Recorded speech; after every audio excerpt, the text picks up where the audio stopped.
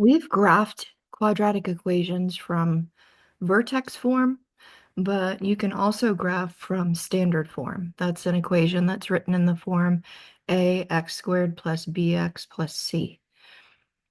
The axis of symmetry will be this calculation. We'll use the a and the b from your quadratic equation.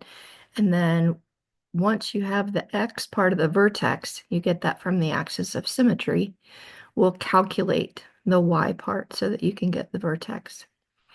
Anytime a is greater than 0, this number, if it's positive, your graph will open up, and if it's negative, your graph will open down.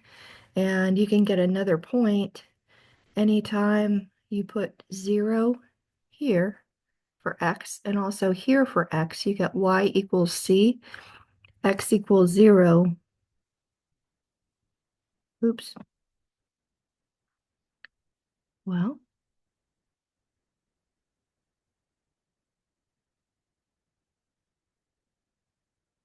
x equals 0 on the y-intercept, or on the y-axis.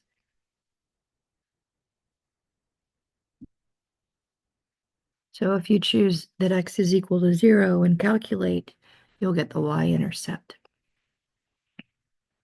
Here's an example. For this one, there's no a written, so I know that a is 1. B is this number that goes with x, so it's 4. And c is the number that doesn't have an x, so that's 3. Sorry, I'm jumping around. To calculate axis of symmetry, I need B and C. Nope, B and A. Whoops. So I change the sign of whatever B is, and then I divide by 2 times A. So I get negative 4 over 2. Simplified, this is negative 2. So x equals negative 2 is my axis of symmetry. A lot of times we say AOS. So now I have the x part of the vertex, because the axis of symmetry goes through the vertex. I need to calculate the y so that I can have the rest of my point. Here, I set this up to substitute. So I put a space where the x's are, here and here, in my original equation. And I'll substitute this value that I just calculated. So I have 1 times negative 2 squared plus 4 times negative 2 plus 3. This is 1 times 4 plus, this would be negative 8 plus 3. You can also put this in your calculator. You can put it in exactly like this. I would type in 1 parentheses negative 2 squared plus 4 times negative 2 plus 3. I get y is equal to negative 1 when x is equal to negative 2. That's my vertex. Here's another example. Oh, well, here's steps to graphing using standard form. First, we'll draw the y-intercept. There's no calculation needed, it's just 0c. And then we can calculate and draw the axis of symmetry. Then we would have to calculate the y part of the vertex so that we can graph the vertex. And then we'll have 2 points in an axis of symmetry. We need to look at A. If A is positive, graph opens up. If A is negative, graph will open down. And you can choose another X on the same side as the point where you already have one and calculate Y for that point. And then your graph is symmetrical over the axis of symmetry. Okay, so in practice, that goes like this. Again, I don't have an A.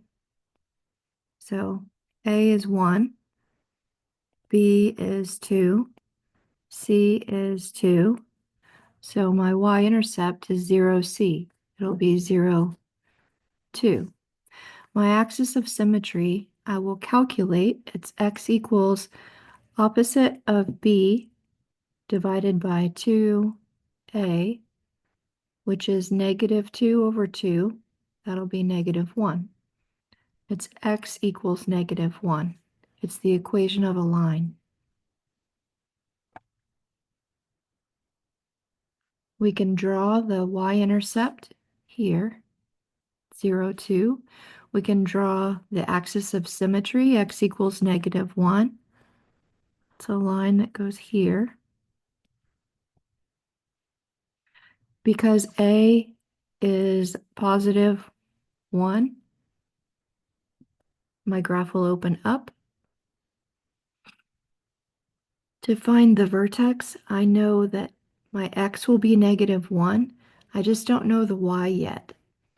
So I'll set up my equation, x squared plus 2x plus 2, so that I can substitute and calculate y. I'll put negative 1 for x here and here. And then again, I can put this in my calculator.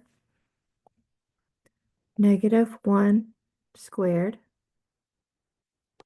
plus 2 times negative 1 plus 2.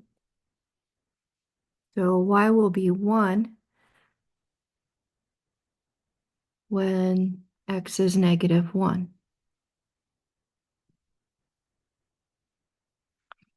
I need to choose another point. Oh, let's go ahead and draw the vertex. Slow down. Negative 1, 1 is here. I'll choose another point on this side, on the same side where I already have a point.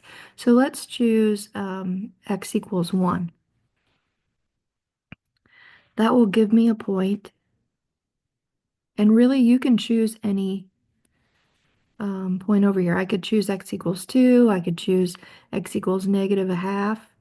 You choose. I'll choose x equals 1.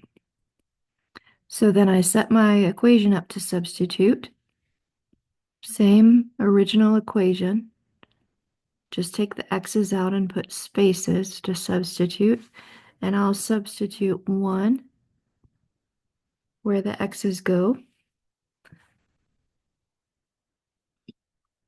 And I can put this in my calculator. I don't know if you know, but you can go up and highlight an equation and hit enter, and it will paste that same equation again. I'm going to edit this one, and I'll just take the x's or the negatives out. I can delete them. I don't have to type it all again. You can also type it all again if you like. Okay, so I get y equals 5 when x equals 1. So there's a point 1, 5 on my graph here. Half of my parabola,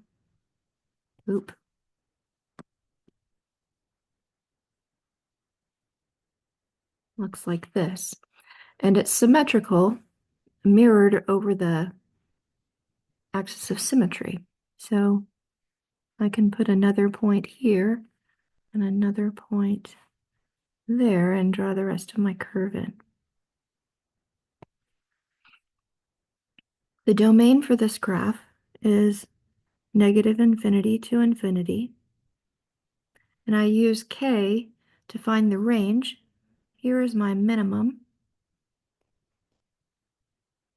The lowest point is at negative 1. Nope. Positive 1. Sorry.